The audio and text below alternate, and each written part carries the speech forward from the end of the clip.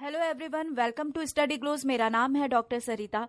दोस्तों, आज हम बात करने जा रहे हैं बजट की। जी हाँ दोस्तों, हमारी वित्त मंत्री निर्मला सीतारमण ने वित्त वर्ष 2021 और 22 का बजट पेश कर दिया है। इस वीडियो में आपको जानने को मिलेगा कि आखिर ये जो बजट है किस तरीके से खास बातों का इसमें ध्यान रखा गया है और क्या इंपॉर्टेंट पॉइंट्स है उसका एक्सट्रैक्शन जो है आपको इस वीडियो में मिलने जा रहा है।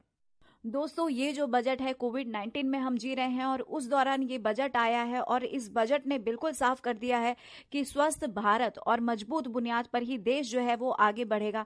चूंकि कोविड की वजह से अर्थव्यवस्था जो है पूरी तरीके से डगमगा चुकी थी, तो इसीलिए अर्थव्यवस्था की रफ्तार बढ़ाने के लिए खर्चे किए जा रहे हैं। सरकार ने जिस तरीके से राजकोषीय घाटा जो है उसको डिसाइड किया है, उससे ये बात भी साफ हो चुकी है कि वित्त मंत्री जो है उन्होंने बजट में कोई भी नया टैक्स जो है उसको इंक्लूड नहीं किया है। अगर कोई नया टैक्स इंक्लूड होता तो जो भी हमारे जो एंटरप्रेन्योर है, उसके बाद जो निवेशक हैं और जो भी करदाता है, उनके ऊपर कहीं ना कहीं इस बजट का निगेटिव असर पड़ता है। इसीलिए इस बात को ध्यान में रखते हुए किसी भी तरीके के टैक्स को नहीं बढ़ाया गया है।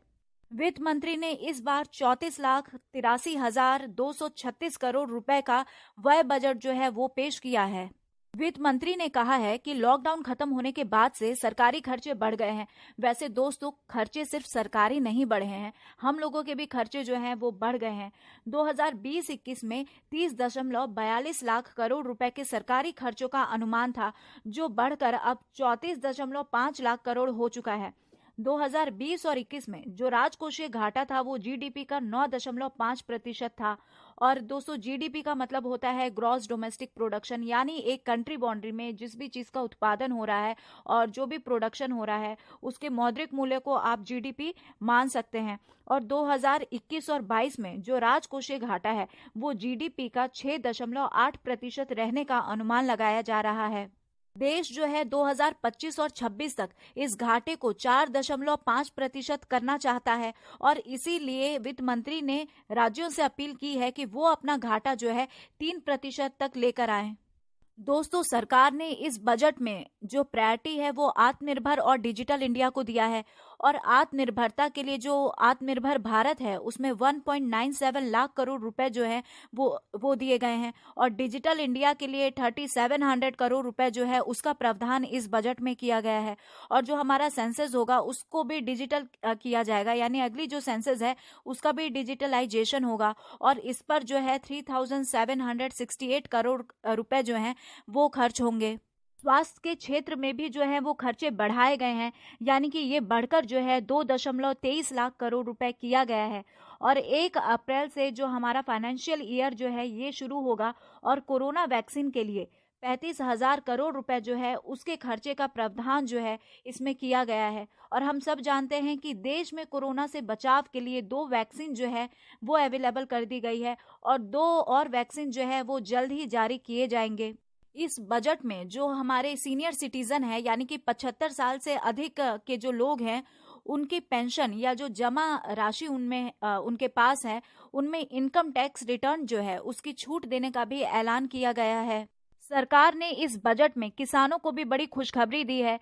कृषि ऋण के लिए सरकार ने बजट बढ़ाकर 16,50,000 करोड़ कर दिया है और किसानों को 1.5 गुना एमएसपी भी दी गई है। ये जो बजट है उसमें चुनावी राज्य जो हैं उनका भी ध्यान रखा गया है। रोड इंफ्रास्ट्रक्चर के लिए इकोनॉमिक कॉरिडोर जो हैं वो बनाए जाएंगे। जैसे बंगाल में 25,000 करोड़ रुपए की लागत से हाईवे बनेंगे। 3500 किलोमीटर नेशनल हाईवेज प्रोजेक्ट के तहत तमिलनाडु में 1.3 लाख करोड़ का खर्च होगा। 1100 किलोमीटर नेशनल हाईवे जो है वो केरल में बनाए जाएंगे और जो भारतमाला प्रोजेक्ट है उसके लिए 3.3 लाख करोड़ रुपए जो हैं वो दिए जा चुके हैं। उज्ज्वला योजना के तहत दोस्तों 1 करोड़ और लाभार्थी जो हैं इसमें जोड़े जाएंगे और अब तक जो है 8 करोड़ लोगों की मदद इस योजना के तहत की जा चुकी है। उसके बाद से 15,000 नए सरकारी स्कूल जो हैं वो भी खोले जाएंगे, ऐसा भी प्रावधान है। साथ ही जैसे नायलॉन के सामान जो हैं वो सस्ते होंगे, तांबे का जो सामान है वो भी सस्ता होगा। फिर से ऑटो पार्ट्स जो है ये महंगे हो जाएंगे, मोबाइल फोन महंगे हो जाएंगे, चार्जर महंगे हो जाएंगे, आयरन स्टील जो है ये महंगे हो जाएंगे, रेफ्रिजरेटर है, उसके बाद एलईडी लाइट जो है ये सब यहाँ पे महंगे होने जा रहे हैं। दोस्तों खुशखबरी जो है वो सोना चांदी खरीदने वालों के लिए है, क्योंकि बजट में सोना चांदी पर जो सीमा शुल्क है उसे घटाने का ऐलान किया गया है, जिस वजह से सोना चांदी की जो कीमतें हैं उसमें गिरावट देखने को मिलेगी।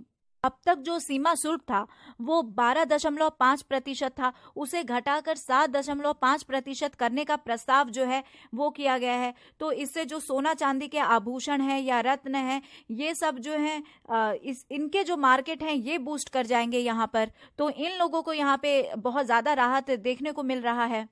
लेदर और सिल्क जो है ये भी सोना चांदी के साथ जो है सस्ते होने जा रहे हैं।